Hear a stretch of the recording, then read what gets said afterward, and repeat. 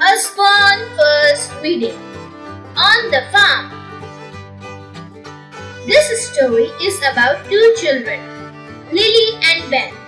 There are also hens, sheep, and cows. Lily and Ben live on a farm. The sun rises and the rooster wakes them up. Cuckoo-cuckoo!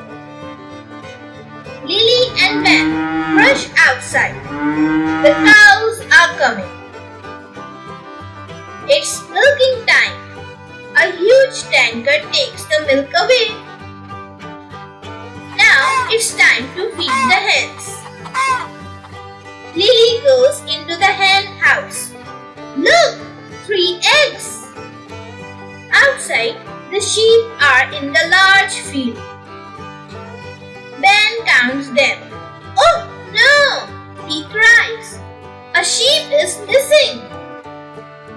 The sheep isn't in the cornfield. She isn't in the garden. Where can she be? She's in the barn with 3 baby lambs. Please like and subscribe and click the bell icon to get new video updates.